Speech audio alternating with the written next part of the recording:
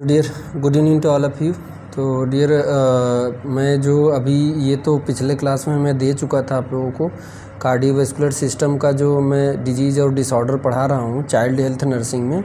उसमें मैंने आपको पिछले क्लास में ह्यूमन कार्डियोवैस्कुलर सिस्टम के बारे में इन जनरल में बात की है। फिर उसके बाद हार्ट के बारे में आपको हमने बताया था, ठीक है। डिसऑर्डर ऑफ कार्डियोवैस्कुलर सिस्टम के बारे में हमने बताया था आपको, कंजेनाइटल हार्ट डिफेक्ट क्या होता है और उसके इंसिडेंस क्या है, इटियोलॉजी, ये सब हमने बता दिया था, ठीक है। डियर अगर हमारे चैनल पर अभी नए हैं, अगर ये सब वीडियो मैं ऑलरेडी पढ़ा चुका हूँ, अगर आपको चाहिए तो नीचे डिस्क्रिप्शन बॉक्स में आपको लिंक मिल जाएगा, उस पर क्लिक करके आप डायरेक्ट जा सकते हैं। तो देखिए कंजेनाइटल हार्ट डिफेक्ट तो हमने ए साइनोटिक और साइनोटिक दो कैटेगरी में डिवाइड किया था। उसके बाद हमने ए साइनोटिक का हमने बता दिया था। ए साइनोटिक का हमने atrial septal defect, ventricular septal defect, patent ductus arteriosus, ये सब हमने बता दिया था आपको, ठीक है। उसके बाद हमने आपको पेटेंट डक्टस आर्टेरियोसस के बारे में बताया। उसके बाद फिर आगे हमने कुछ और आपको जानकारी दी थी, तो उसमें अगर आपको वीडियो देखना है तो आप लिंक से आप जा सकते हैं। वेंट्रिकुलर सेप्टल डिफेक्ट और पेटेंट डक्टस आर्टेरियोस ये हमने बता दिया है।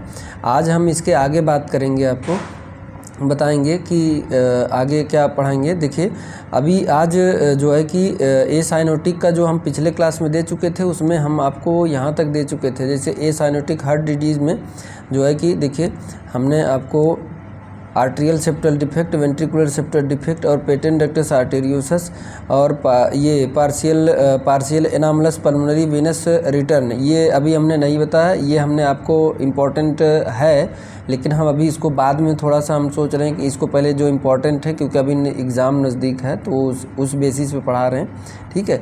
बट इसका भी वीडियो आपको मिल जाएगा और स्टेनोसिस के बारे में भी मिल जाएगा। कोआर्क्टेशन ऑफ एओर्टा और पल्मोनरी वॉल स्टेनोसिस, इसके बारे में मिल जाएगा। तो अभी आज मैं आप लोगों को पढ़ाने जा रहा हूँ, very very most important topic है, वो है टेट्रालॉजी ऑफ फेलाट, ठीक है। आर्ट्रियल सेप्टल डिफेक्ट इसका हमने दे दिया आपको, ठीक है। इसका हमने वीडियो आपको दे दिया है बढ़िया से, पूरा सर्जिकल नर्सिंग मैनेजमेंट। और उसके बाद वेंट्रिकुलर सेप्टल डिफेक्ट, इस पर भी वीडियो हम बना चुके हैं, हम नोट्स आपको दे चुके हैं, ठीक है। तो ये वेंट्रिकुलर सेप्टल डिफेक्ट हो गया। उसके बाद पेटेंट डक्टस आर्टेरियोसस, ये भी हमने दे चुका है, बता दिए हैं आपको पूरा इसका क्लिनिकल मैनिफेस्टेशन और मैनेजमेंट और क्या ड्रग्स हैं, सर्जरी क्या है, सारा चीज़ इसको हमने बता दिया था। उसके बाद हमने कुछ इंट्रो दिया था साइनोटिक हार्ट डिजीज़ या defect with pulmonary blood flow, तो इसके बारे में हमने दिया था उसी में, ठीक है। पेटेंट डक्टस आर्टेरियोसस के बारे में जब बढ़ा रहा था उसी दौरान मैंने ये दे दिया था। इसी सिलसिले के बाद जस्ट उसके बाद ही था टेट्रालॉजी ऑफ फेलाट, जो कि आज मैं पढ़ाने वाला हूँ, ठीक है। तो आज मैं टेट्रालॉजी ऑफ फेलाट जो पढ़ा रहा हूँ आपको बेहद बहुत इम्पॉर्टेंट है, इतना इम्पॉर्टेंट टॉपिक है कि आप समझ लीजिए कि चाहे जेएनएम हो चाहे बीएससी नर्सिंग हो, ठीक है, उसमें पूछता है, ज़रूरी है, ठीक है। तो आज मैं टेट्रालॉजी ऑफ फेलाट के बारे में आपको बता रहा हूँ। देखिए ये होता क्या है, टेट्रा मतलब चार, ठीक है, टेट्रा मतलब चार, टेट्रालॉजी मतलब कि एक ही बच्चे के अंदर, एक ही बच्चे के हार्ट में चार दिक्कतें दिखती हैं। टेट्रालॉजी ऑफ फेलाट, फेलाट साइंटिस्ट का नाम था, इसलिए उसके नाम पे इसको रख दिया गया, ठीक है। फेलाट साइंटिस्ट का नाम था, उसने एक ही बच्चे के हार्ट में चार दिक्कतें एक साथ देखी, इसलिए उसका नाम रख दिया टेट्रालॉजी ऑफ फेलाट, ठीक है। तो इट वाज डिस्क्राइब्ड इन 1888 में, ठीक है, by the French physician ELA फेलाट, ठीक है। It is a commonest cyanotic heart disease, ये सबसे ज़्यादा बच्चों में देखने को मिलता है, ठीक है। It include 4 defect. अब ये चारों डिफेक्ट थी कौन, जैसे राइट वेंट्रिकुलर हाइपरट्रॉफी, यानी कि जो बच्चे का राइट वेंट्रिकल था उसमें हाइपरट्रॉफी था। पल्मोनरी स्टेनोसिस, यानी पल्मोनरी वॉल जो था लंग्स की तरफ जाता था उसमें स्टेनोसिस था, ठीक है। वेंट्रिकुलर सेप्टल डिफेक्ट था, यानी कि वेंट्रिकल्स में सेप्टल, ये दोनों वेंट्रिकल के दोनों वेंट्रिकल के बीच में जो सेप्टम है उसमें डिफेक्ट था। ओवर राइडिंग ऑफ एओर्टा या फिर एक्सट्रैक्शन ऑफ एओर्टा, तो ये था। तो इसमें देखिए ये नॉर्मल हार्ट का है, देखिए ये स्ट्रक्चर मैं अभी जूम कर दे रहा हूँ, आपको दिख जाएगा। तो ये चार डिफेक्ट एक ही बच्चे में देखा था उन्होंने। ओवर राइडिंग ऑफ एओर्टा क्या होता है, aorta rises from the right ventricle, ठीक है, from the right ventricle and the pulmonary artery arises from the left ventricle, यानी कि जो है कि लेफ्ट राइट साइड पे पल्मोनरी वॉल्व रहता है, पल्मोनरी राइट साइड रहता है, ठीक है, तो वो लेफ्ट साइड में दिख जाता है, और जो है कि अवोर्टा जो है कि लेफ्ट साइड दिखना चाहिए वो राइट में आ जाता है। तो अभी देखिए मैं जूम करके दिखाता हूँ कि कैसे चारों डिफेक्ट उसमें बच्चे में देखने को मिलता है। देखिए ये दोनों फिगर हमने इसीलिए रखा था, एक टेट्रोलॉजी उसी बच्चे में नॉर्मल हार्ट होता तो क्या होता, ठीक है। देखिए ये नॉर्मल हार्ट है, ये नॉर्मल हार्ट है। अब इस नॉर्मल हार्ट में देखिए पल्मोनरी आर्टरी देखिए ये, ठीक है, यहाँ पे खुला है राइट वेंट्रिकल में खुला है, ये सही है। अवोर्टा देखिए, अवोर्टा जो है कि इसमें लेफ्ट वेंट्रिकल में खुला है, ठीक है, ये भी सही है। तो यहाँ पे और वेंट्रिकुलर सेप्टल डिफेक्ट नहीं है, देखिए इसमें वेंट्रिकल पूरा का पूरा है, ठीक है, कहीं डिफेक्ट नहीं है, ठीक।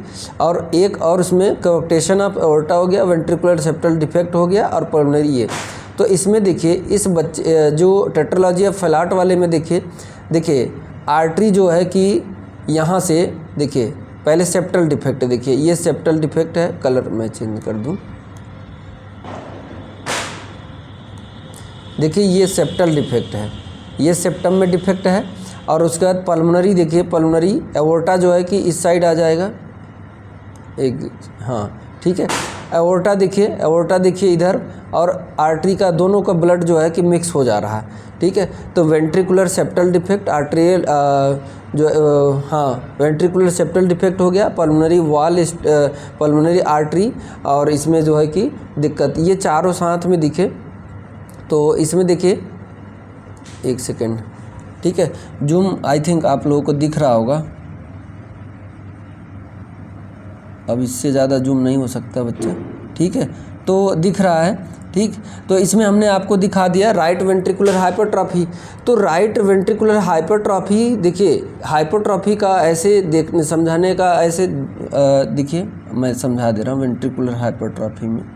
अब इसी से देखिए हाइपरट्रॉफी मतलब, हाइपरट्रॉफी टर्म हाइपरट्रॉफी मतलब कि सेल की साइज बढ़ जाएगी। तो वेंट्रिकल का, ठीक है, किसकी साइज बढ़ेगी, देखिए ये वेंट्रिकल है, राइट वेंट्रिकल है, राइट वेंट्रिकल के सेल का जो एंडोमेट्रियम है या मायोमेट्रियम, इसके सेल की साइज बढ़ जाएगी। देखिए इसका लेयर का देखिए, इस लेयर, इस नॉर्मल वाले हार्ट में लेयर देखिए इतना है, और इसमें देखिए इतना चौड़ा हो गया, तो वेंट्रिकुलर हाइपरट्रॉफी हो गया। यानी कि यहाँ की सेल साइज, एक एक सेल साइज बढ़ता चला गया, ठीक है, एक एक सेल साइज जो है कि बढ़ गया। एक सेकेंड, ये देखिए यहाँ पे देखिए ये, और यहाँ पे देखिए इसकी चौड़ाई देखिए यहाँ पे कम है, ठीक है। तो इसमें हाइपरट्रॉफी हो गया, यानी कि इसके जितने भी सेल वेंट्रिकल के सेल थे इसमें साइज में बढ़ गया, नंबर नहीं बढ़ा, सिर्फ साइज बढ़ा। नंबर बढ़ जाएगा तो वो हाइपरप्लेसिया हो जाएगा, ठीक है। तो एक दिक्कत ये हो गया कि बच्चे का वेंट्रिकल, अब ऐसे में बच्चे का देखिए हार्ट का शेप जो है चेंज हो जाएगा, और हार्ट का शेप चेंज हो जाएगा यहाँ पे, तो बूट शेप दिखेगा, आगे भी मैं दिखाऊंगा जैसे सूज की तरह। और उसके बाद ये देखिए वेंट्रिकुलर सेप्टल डिफेक्ट, और आर्टरी वाला ब्लड इधर जा रहा, पल्मोनरी आर्टरी वाला ब्लड, और एओर्टा वाला इसमें आ जा रहा है। तो ये चारों दिक्कत एक साथ एक बच्चे में दिखे, इसलिए टेट्रालॉजी ऑफ फैलाट इसको बोल दिया। फैलाट जो है साइंटिस्ट का नाम था उसके बेसिस पे, ठीक है। उसके बाद इसमें देखिए पैथोफिजियोलॉजी की बात करें तो पैथोफिजियोलॉजी में देखिए ड्यू टू पल्मोनरी स्टेनोसिस, क्या हो गया, पल्मोनरी स्टेनोसिस। देखिए हार्ट जो है, हार्ट का जो चैम्बर चारों था, ठीक है, मैं यहाँ पे दिखा दे रहा हूँ ये, ठीक है। तो ये राइट आर्ट्रियम हो गया, और ये राइट वेंट्रिकल हो गया, ठीक है, राइट वेंट्रिकल, ठीक है, और ये लेफ्ट वेंट्रिकल, और ये लेफ्ट आर्ट्रियम। तो अब इसमें कह रहा है कि ड्यू टू पल्मोनरी स्टेनोसिस, यानी जो पल्मोनरी है, जो राइट वेंट्रिकल से पल्मोनरी आर्टरी में जो ब्लड जाता है, इसमें स्टेनोसिस हो गया। तो इसकी वजह से यहाँ पे ब्लड ज़्यादा भर गया, इसमें ज़्यादा ब्लड भर गया, तो इसका साइज बढ़ गया, ठीक है। Blood flow stenosis, blood flow from right ventricle to lungs is restricted, यानी रुक गया, नहीं बढ़ा गया, तो यहाँ पे ब्लड इकट्ठा हो गया। अब मायोमेट्रियम कॉन्ट्रैक्ट किया तो उसमें क्या है कि आगे ब्लड बढ़ ही नहीं रहा है, तो इधर साइज बढ़ रहा है, ठीक है। हार्ट का राइट वेंट्रिकल जो है कि साइज बढ़ गया। It causes right ventricular hypertrophy, तो इसी को बोलते हैं राइट वेंट्रिकुलर हाइपरट्रॉफी, ठीक है। उसके बाद इसमें आगे क्या होगा कि पहले तो ऑब्स्ट्रक्शन हुआ, पल्मोनरी स्टेनोसिस हुआ, फिर उसके बाद उसमें ब्लड जब इकट्ठा हो गया तो वेंट्रिकुलर हाइपरट्रॉफी हो गया, ठीक है। अब क्या होगा, blood start to shunt from right to left ventricle. अब कहाँ जाएगा, अब मान लीजिए जगह जहाँ पड़ेगा, जैसे मान लीजिए चैम्बर ये, ठीक है, ये वेंट्रिकल और ये आर्टरिया, ठीक है। अरे सही से नहीं बनाया क्या, रुक जाइए, सही से बना दे रहे हैं, तुरंत बन जाएगा, ठीक है। ये ठीक, तो अब देखिए क्या कर रहा है कि blood start to shunt from right to left ventricle due to increase pressure in the right ventricle. अब यहाँ से जो इसमें ब्लड था वो इस साइड जाना स्टार्ट कर देगा।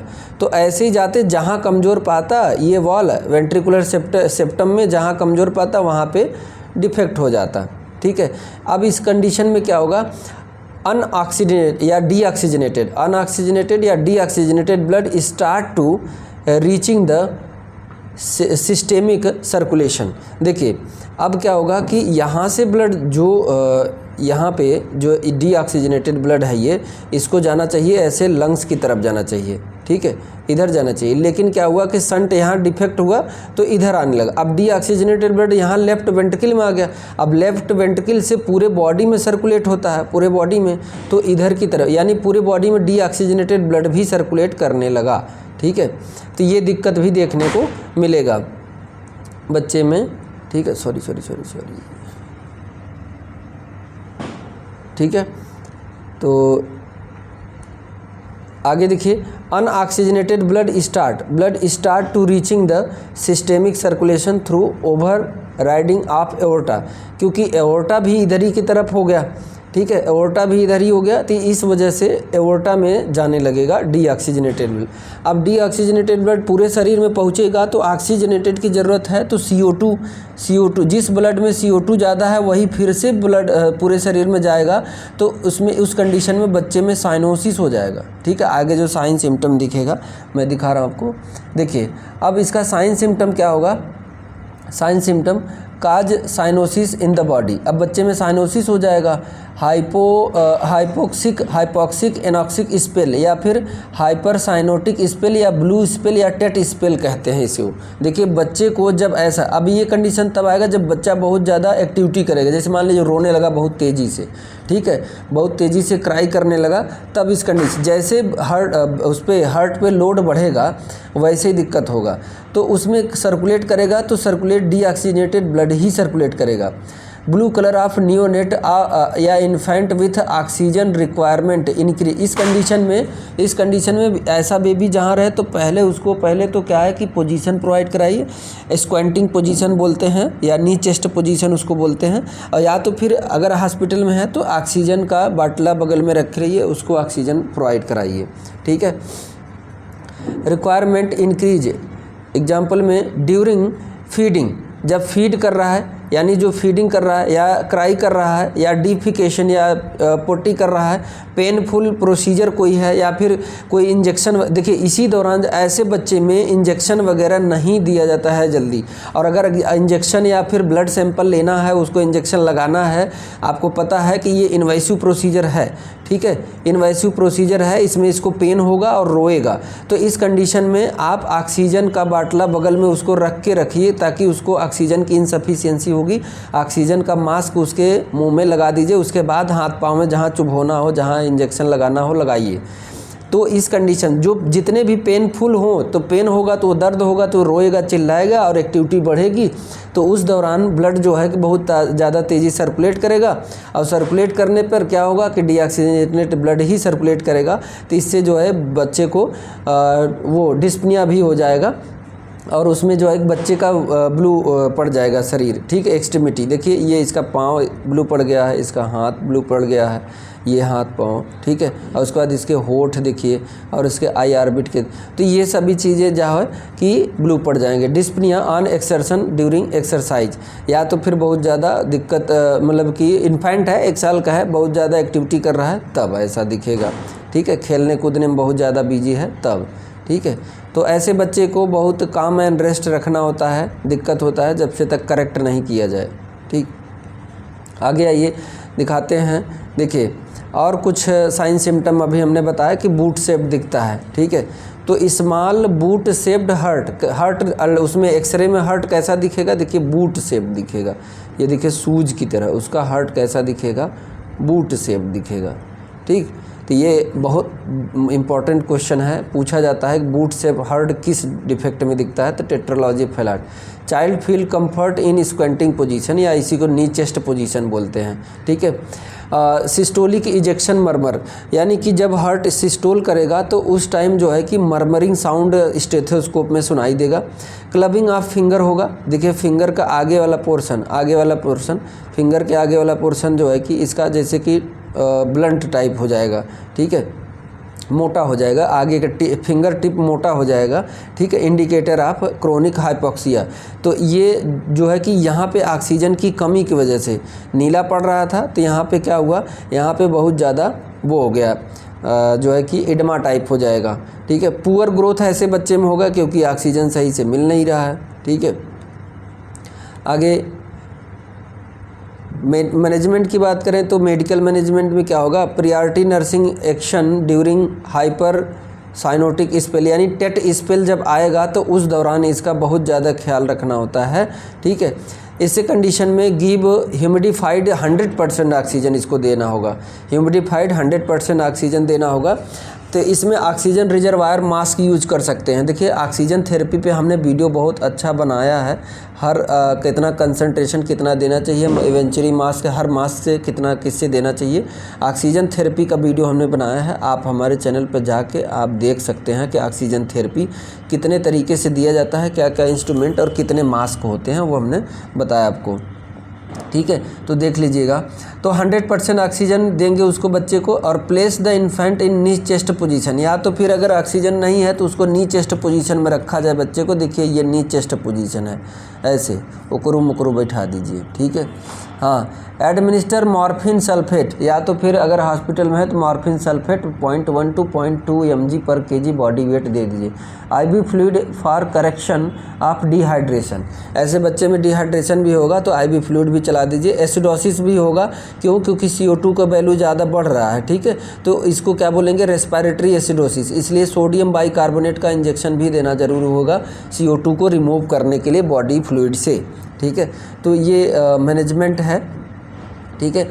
उसके बाद देखिए सर्जिकल मैनेजमेंट, यानी कि ये तो हो गया उस मेडिकल और उसमें हो गया नर्सिंग मैनेजमेंट। तो देखिए सर्जिकल मैनेजमेंट में पहला तो है पैलिएटिव सर्जरी करते हैं। पैलिएटिव सर्जरी में क्या होता है, पैलिएटिव मीन्स रिलीविंग या alleviating a painful condition without curing it is use if infant is too young a full repair. देखिए इसमें क्या होता है कि पहले बच्चे का जो दिक्कत है उस दिक्कत को पहले वो कर दीजिए, कम कर दीजिए, दिक्कत को कम कर दिए, उसके बाद फिर रिपेयर करिए, ठीक है। तो पैलिएटिव सर्जरी होता है इसमें, थोड़ा सा देखिए मैं जूम करके दिखा दे रहा हूँ। इसमें क्या होता है कि बच्चे को पहले संटिंग वगैरह करके, देखिए बच्चे को पहले संटिंग कर दीजिए कि जो ब्लड डीऑक्सीजनेटेड ब्लड है, जो डीऑक्सीजनेटेड ब्लड है वो पल्मोनरी आर्टरी में ही जाए और जो ऑक्सीजनेटेड ब्लड है वो एओर्टा में ही जाए। तो इसको पहले आप संटिंग कर दीजिए। संटिंग करने के बाद देखिए यहाँ पे संट किया गया मॉडिफाइड, पहले इसका दिक्कत सही कर, देखिए संटिंग यहाँ पे देखिए इसमें संटिंग किया है पल्मोनरी आर्टरी से सीधा ऐसे इधर किया है। तो संटिंग करके पहले इसको करेक्ट, बाद में करेक्ट करिएगा। देखिए यहाँ पर भी देखिए स्टंट डाला गया है, यहाँ पर भी PDA patent ductus arteriosus stunt, यहाँ एक स्टंट यहाँ डाला गया है, एक स्टंट यहाँ डाला गया है, और देखिए ये ग्राफ्टिंग किया गया है। तो यानी कुल मिला के जो दिक्कतें हो रही पहले उसको सही कर दीजिए, बच्चे को ठीक से रहे, उसके बाद धीरे धीरे हम उसको करेक्ट करेंगे, ठीक है। तो इसी को पैलिएटिव मतलब कि वो जीवन यापन करता रहे, उसको कोई दिक्कत ना हो, बाद में हम सर्जरी करते रहेंगे। तो कोई और रास्ता चूज़ कर लीजिए, उसको जहाँ ब्लड जाना चाहता है, जहाँ जाना चाहिए वहाँ पहुँचाते रहिए, उसके बाद करेक्ट करिएगा। तो संट इसका उपयोग है, ये राइट वेंट्रिकुलर आउटपुट ये हाँ इसमें संट लगा देते हैं, ठीक है। देखिए इसमें संट लगा दिए। अब ये ब्लड जो है कि इसमें लेफ्ट वेंट्रिकल में नहीं जाएगा, सीधा पल्मोनरी आर्टरी में जाएगा। और यहाँ पे पेटेंट डक्टस आर्टेरियोसस कर दीजिए कि यानी कि जो एवोर्टा में ब्लड जा रहा था डीऑक्सीजनेटेड, फिर से पल्मोनरी आर्टरी में आ जाएगा। उसके बाद मॉडिफाइड बीटी संट, ठीक है, ये मॉडिफाइड बीटी संट है, यहाँ से जो है कि एओर्टा से सीधा जो है कि ब्रेन को पहले ऑक्सीजनेटेड ब्लड पहुँचा दीजिए, ठीक है, ताकि वो उसका ब्रेन डेड ना हो और अच्छे से रहे। तो ये मॉडिफाइड बीटी संट है, ब्रेन के तरफ जो है कि ब्लड को भेजा जाता है ऑक्सीजनेटेड उठा के, नहीं तो ऐसे डीऑक्सीजनेटेड वाला जाएगा तो वो दिक्कत हो जाएगा, ठीक है। तो ये तरीका है कि जहाँ से हो सके ऑक्सीजनेटेड ब्लड पहुँचे और डीऑक्सीजनेटेड ब्लड जो है कि लंग्स की तरफ जाए, ठीक है। तो ये पैलिएटिव सर्जरी है। उसके बाद फिर करेक्ट करते रहते हैं, ये सर्जरी है, ठीक है। उसके बाद आपका अगला है टाइप, ठीक है, कितने टाइप की सर्जरी होती है। तो ब्लेलॉक टाउसिंग संट होता है, देखिए ब्लेलॉक टाउसिंग संट, यहाँ पे संट लगाते हैं, पॉट संट बोलते हैं, ठीक है। इसमें क्या होता है, एनास्टोमोसिस ऑफ राइट और लेफ्ट सब क्लेवियन आर्टरी। देखिए सब क्लेवियन आर्टरी यानी जो क्लेविकल से होते हुए जो ब्रेन की तरफ जाता है, क्लेविकल से होते हुए जो ब्रेन की तरफ पल्मोनरी आर्टरी जाती है, ठीक है, पल्मोनरी आर्टरी जाती है, तो वहाँ से जो है कि ये संट लगा देते हैं, Blalock Taussig shunt. Potts shunt ये क्या होता है, anastomosis of left pulmonary artery to upper descending aorta, ठीक है। कहाँ से, लेफ्ट साइड के आर्टरी से, पल्मोनरी आर्टरी से क्या करते हैं, उसको लाते हैं डिसेंडिंग एओर्टा में छोड़ते हैं, ठीक है, ये संट लगा देते हैं। Waterston shunt side to side anastomosis, कई तरीके का संट है जो इसमें देते हैं। देखिए संट कई टाइप का, बस खाली मकसद यही रहता है कि ब्लड जितना हो सके डीऑक्सीजनेटेड ब्लड लंग्स की तरफ ही जाए और जो ऑक्सीजनेटेड ब्लड है वो एओर्टा में ही जाए, ठीक है। डिफिनेटिव पैलिएटिव सर्जरी में तो हो गया, ये 3 संट दे देते हैं, और उसके बाद डिफिनेटिव सर्जरी यानी करेक्टिव सर्जरी। अब जो है पैलिएटिव दे दिए, अब करेक्टिव करेंगे। Close ventricular defect and repair pulmonary stenosis by pulmonary valvotomy. अब जो है कि जितना वाल्वोटॉमी करिए, जैसे पल्मोनरी स्टेनोसिस था तो वाल में जो दिक्कत था, नैरो था, उसको हटा दीजिए, तो ये वाल्वोटॉमी हो गया। और वेंट्रिकुलर सेप्टल डिफेक्ट जो था उसको करेक्ट कर दीजिए, ठीक है, सेप्टम डिफेक्ट था उसको करेक्ट कर दीजिए। रिपेयर पल्मोनरी स्टेनोसिस पल्मोनरी वाल्वोटॉमी करके, ठीक है। तो पहले पैलिएटिव करेंगे, उसके बाद डिफिनेटिव सर्जरी करेंगे, यानी कि पहले जो दिक्कत हो रहा है दिक्कत का समाधान कर दीजिए, उसको प्रॉब्लम ना हो, बाकी आप धीरे धीरे करेक्ट करिए, ठीक है।